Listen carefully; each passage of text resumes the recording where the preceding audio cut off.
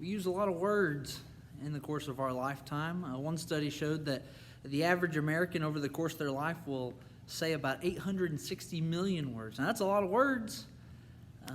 But the wise man in the book of Proverbs, he warns us. He says, when words are many, transgression is not lacking. In fact, as you read through the book of Proverbs, he gives a lot of warnings and a lot of admonitions to be careful and cautious with how we use our words, because there's benefits. There's great benefits to using wise words, but there's also very serious consequences for not using our words cautiously and being thoughtful with them. And there's a verse in Proverbs chapter 11 that jumped out to me in my Bible reading today I want to share with you. It's Proverbs chapter 11 and verse number 9. It says, "With his mouth the godless man would destroy his neighbor, but by knowledge the righteous are delivered." I think what he's emphasizing here is the power that our words have over the people that are closest to us. He says the godless man would destroy his neighbor. And I don't think that he's necessarily talking about the person that lives right next door to you, but he's talking about the people that you are in close proximity with, that you have maybe more intimate knowledge of their life circumstances or things that are going on with them. And I want you to think about that, because the people that we spend more time with, that we're close to, that we have this information about, we have a lot of power over how they are perceived by others.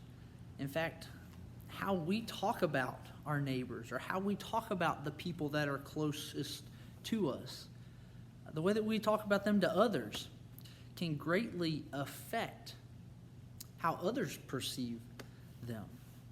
And what he's saying in this verse is that the godless man would destroy his neighbor with his words because he's thoughtless. You've probably been in a situation before where someone has talked about you to someone else, and in turn that person perceives you a certain way. And it may be completely false, but because that information was passed along, they come into this relationship with you with these preconceived ideas about who you are and what you think. And what the wise man is saying here is that if we are not careful with our words, we can destroy and damage someone else's life and reputation simply by how we talk about them. And so I want you to think about that. I want you to think about the power you have over the people you are closest to, over the people that you spend time with, that you have intimate knowledge about. You need to be careful how you talk about those people. You need to be careful about how you share that information. You need to be careful how you talk about people. The Bible warns us a lot about not gossiping and not slandering.